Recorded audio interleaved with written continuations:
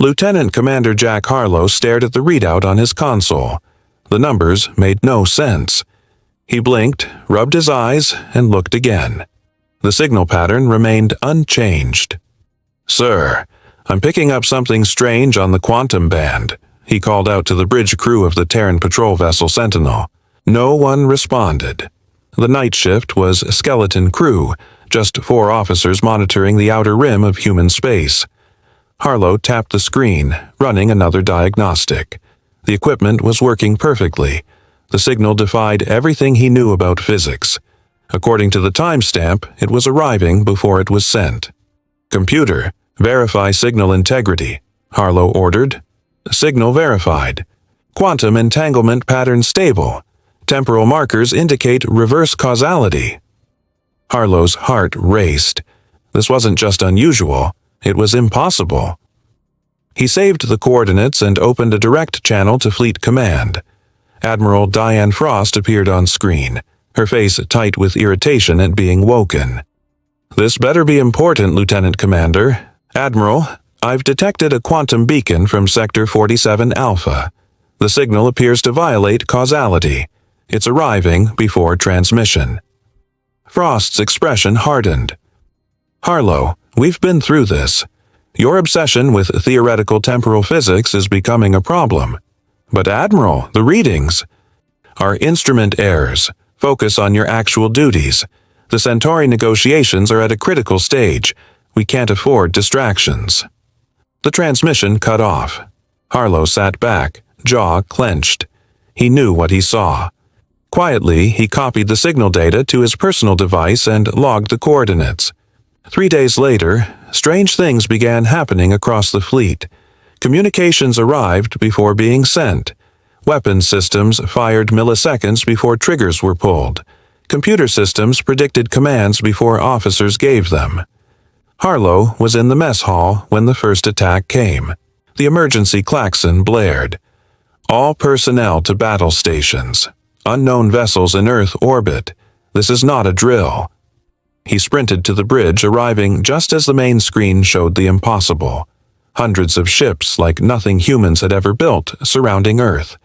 Their hulls seemed to shift and blur, as if they weren't fully in the same reality. "What are they?" someone whispered. The answer came seconds later. Every screen, every communication device across the fleet displayed the same message. "You ignored our warning. Now, time runs out." Harlow watched in horror as the alien ships fired. The weapons didn't explode or burn. They aged.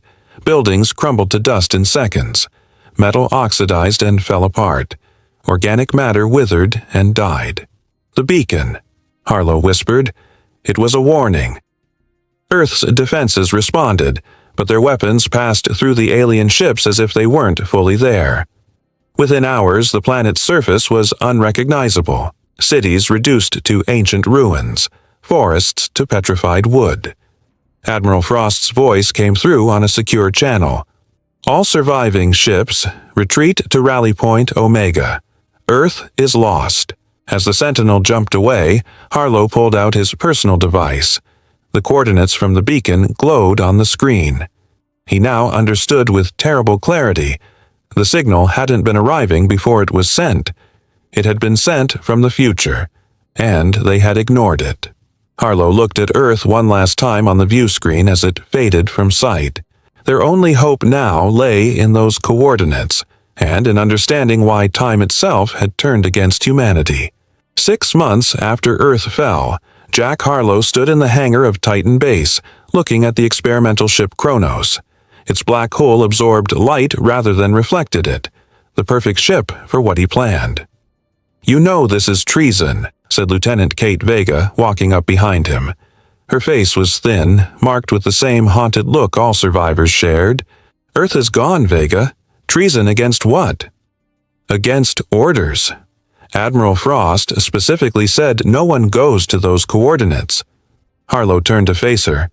"The same Admiral who ignored the warning that could have saved Earth?" Vega didn't answer. She just handed him a data chip. "I got the crew you asked for, 17 people. All have nothing left to lose." "And the supplies?" Enough for a one-way trip. Harlow nodded. That would have to be enough. We leave at 200, when the shift changes. The theft of humanity's most advanced ship went smoother than expected. The skeleton crew at Titan Base barely put up resistance. Most knew Earth was beyond saving through conventional means. As they cleared Saturn's rings, Vega joined Harlow on the bridge. "The coordinates are locked in," she said, "but I need to know what you expect to find." Harlow's hands moved across the controls. The beacon was a message from the future. Someone was trying to warn us. That's impossible. So were the aliens that turned our planet to dust. Harlow looked up at her. The Kronos was built to study temporal physics. If anyone can understand what happened, it's us. The ship's AI came online, its voice calm and measured. Jump preparations complete. Warning, destination contains extreme space-time distortion. What does that mean, Atlas? Vega asked. Unknown, no precedent in database. Harlow took a deep breath. Jump. The Kronos tore through space, its experimental drive bending reality around them. When they emerged, the view screen showed nothing but stars. Did we make it? Someone asked. Then they saw it. A massive tear in space, swirling like a whirlpool of light and darkness. Inside, stars moved backward, galaxies contracted instead of expanded. Atlas, analysis, Harlow ordered. Temporal rift detected. Time flows in reverse within the anomaly. Entering may cause molecular destabilization. Vega grabbed Harlow's arm. You can't be serious. We have no choice. Harlow pointed to the radar. Look. 3 alien ships appeared on the scanner, the same design that had attacked Earth. They followed us, Vega whispered, or they knew we would come. Harlow took manual control of the ship. Everyone, secure yourselves. We're going in. The Kronos plunged toward the rift. As they hit the boundary, pain ripped through every person on board. Harlow felt his body being pulled apart and pushed together simultaneously. Blood flowed backward in his veins. His thoughts ran in reverse. Then it stopped. The ship stabilized. Status report, Harlow gasped. Atlas responded, its voice distorted. We have emerged in Earth orbit. The view screen showed their home planet, blue and whole. No signs of attack or destruction. That's impossible, Vega said, wiping blood from her nose. Earth is gone. Atlas, what's the date? Harlow asked, his heart pounding. The AI paused before answering. According to Earth broadcasts, today is May 17th, 2157. Harlow's legs went weak. That's the day before I detected the beacon. The ship's communication system suddenly activated. A military transmission came through. Unidentified vessel, you have entered Earth-restricted space. Identify yourself immediately. Harlow stared at the screen showing Earth, beautiful and alive. They hadn't just traveled through space, they had traveled through time. Shut down all transmissions, Harlow ordered. Stealth systems at maximum. The Kronos vanished from Earth's sensors, but the damage was done. They had been detected. Crew member Ryan Chen collapsed to the floor, coughing up blood. Others showed similar symptoms: nosebleeds, shaking hands, disorientation. What's happening to us? Vega asked, wiping blood from her own face. Atlas answered, temporal radiation poisoning. Human bodies are not designed to move backward through time. Cellular degradation has begun. How long do we have? Harlow asked. At current rates, approximately 14 days before critical organ failure. The bridge fell silent. Harlow stood up, steadying himself against the console. We need to make contact with Earth authorities, specifically the Temporal Physics Division. Are you insane? Vega snapped. We can't just announce we're from the future. We don't have a choice. We need help, and there's only one person who might believe us. 6 hours later, Harlow sat in a secure room at Lunar Base 1, facing himself. Lieutenant Commander Jack Harlow, 6 months younger, with no knowledge of Earth's destruction, stared back with suspicion. "This is impossible," the younger Harlow said. "You detected a quantum beacon yesterday," the older Harlow replied. "It arrived before it was sent. That's why you're here instead of dismissing me as crazy." The younger man's eyes widened. "How did you know that?" "Because I lived it. Tomorrow, Admiral Frost will tell you to ignore it. 6 months later, Earth will be destroyed." A military scientist entered the room. Dr. Alan Reeves, a specialist in theoretical physics. He carried a tablet with scan results. "His DNA matches yours exactly," Reeves told the younger Harlow, "but his cells show advanced aging and radiation damage unlike anything I've seen. The aliens who destroy Earth," the older Harlow explained, "they're called the inversors. They exist in reverse time. What we see as the future, they see as the past." Reeves sat down, fascinated. That would explain the quantum beacon. It wasn't sent from the future, it was sent from their present, which moves backward relative to ours. "We need to prepare Earth's defenses," the older Harlow insisted. "My crew has data on their weapons, their ships." "If what you're saying is true," his younger self said, "why did they attack us?" "I don't know, but we've developed a theoretical weapon. We call it the Paradox Protocol. It creates localized time loops that should trap the inversors." Reeves looked up from his tablet. "That's brilliant. If they move backward in time, a loop would be inescapable." Back on the Kronos, Vega accessed Harlow's private files while he was away. What she found made her blood run cold. Classified reports, security footage, research data, all about the inversors, dating from before the invasion. Harlow had known about them all along. When he returned to the ship, Vega confronted him in the corridor. "You lied to us," she said, her voice shaking with anger. "You knew about the inversors before the attack. You were studying them." Harlow's face went pale. "Vega, I can explain." An alarm blared through the ship. Atlas announced, "Multiple unknown vessels detected at the edge of the solar system." They rushed to the bridge. The scanner showed 3 ships with the distinctive blurred outline of inverser technology. "That's impossible," Harlow whispered. "In our timeline, they didn't arrive for another month." Vega grabbed his arm, forcing him to face her. "What did you do, Harlow? What really started this war?" Before he could answer, Atlas interrupted. "Inverser ships are accelerating toward Earth. Estimated arrival, 6 hours." The timeline had changed. The invasion was happening now, and Earth had no defenses ready. And Harlow still hadn't explained why he had hidden the truth about the inversors from everyone, including his crew. 5 years ago, I was part of Project Janus, Harlow explained as the crew gathered on the bridge. A classified mission to study temporal anomalies near Proxima Centauri. Vega stood with her arms crossed, eyes cold. "And you found the inversors." "We didn't know what they were at first, just strange readings, ships that appeared and disappeared."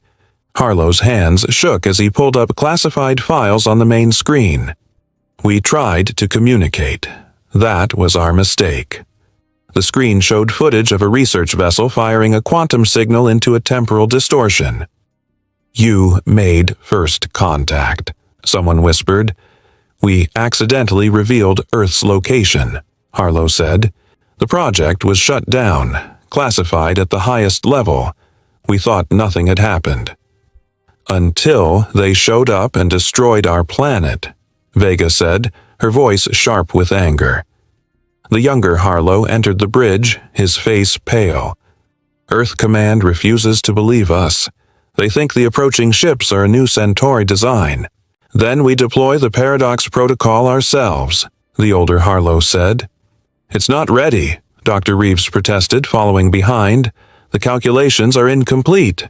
We could make things worse." Alarms blared. Atlas announced, "Inverser fleet has accelerated. New arrival estimate, 30 minutes." The crew split into factions. Half followed Vega, demanding answers about Harlow's deception. The others worked frantically with Reeves to finish the Paradox Protocol. The younger Harlow pulled his older self aside. I found something in the Project Janus files you didn't show them. He displayed a partially decoded message from the inversors, captured years ago but never fully translated. Warning. Collapse. Seeking refuge. Help. The older Harlow stared at the screen. That can't be right. They attacked us. What if they didn't? What if we misunderstood? The younger Harlow pointed to new data. Their weapons don't destroy. They reverse entropy. They turn things backward in time. But Earth was destroyed. Or was it just reversed to a previous state, one we couldn't recognize? Before they could discuss further, General Wade Harris stormed onto the bridge with armed soldiers. The Paradox Protocol has been requisitioned by Earth Defense, he announced. We're deploying it offensively against the Inverser fleet. You can't, both Harlows shouted simultaneously. It's not a weapon, the older Harlow explained. It's unstable. Harris ignored them. Your crew will assist in deployment or face charges of treason. As soldiers escorted crew members to weapons control, the younger Harlow whispered to his older self. The Inversors aren't invaders. They're refugees. From what? The end of time itself. They're running backward through time to escape something worse. The Inverser fleet appeared in Earth orbit, their ships distorting reality around them. Earth's defense platforms locked onto them. The older Harlow broke away from his guards and grabbed the communication system. We need to talk to them, to understand. Too late, Harris said. The Paradox Protocol is armed. On the main screen, they watched as Earth's platforms fired strange missiles toward the Inverser ships. The missiles didn't explode. They created spheres of warped space-time. No! Harlow lunged for the controls but was restrained. The Inversors responded with their own weapons, not attacking Earth but targeting the time distortions, trying to contain them. They're trying to save us, the younger Harlow realized. Too late. The Paradox Protocol activated, creating a massive temporal explosion that engulfed both fleets. Space itself seemed to fracture like broken glass. The last thing Harlow saw before losing consciousness was time itself splitting into multiple streams, flowing in different directions. When he woke, everything had changed. He could see time moving backward. He understood the Inversors now, because he had become one of them. Harlow opened his eyes to see the world in reverse. People moved backward, words sounded inside out, and light flowed from dark spaces instead of bright ones. He understood everything now. He saw Vega running toward him, but to him, she was moving away. Her mouth formed words he could now comprehend in reverse. What happened to you? Harlow tried to speak, but his words came out backward to her ears. He grabbed a tablet and typed, I see time like they do now. The Inversors. I understand them. An Inverser stood nearby. To normal humans it looked blurred and wrong, but to Harlow it was perfectly clear. A tall, crystalline being with light flowing through its body. They call themselves the Finality, Harlow typed. The universe is dying from both ends of time. They fled backward to escape it. The Inverser approached and placed a crystal on the table. Images formed in the air, the universe collapsing from the future and the past simultaneously, like a piece of paper being burned from both ends. The temporal explosion fractured reality, Harlow continued typing. We have multiple timelines now, all collapsing. Dr. Reeves studied the crystal. Can we stop it? Harlow shook his head and typed, Not stop. Escape. The Finality have technology to create a pocket outside of time, a sanctuary, but they need our help. Why should we trust them? General Harris demanded. They destroyed Earth. No, the younger Harlow said, understanding now.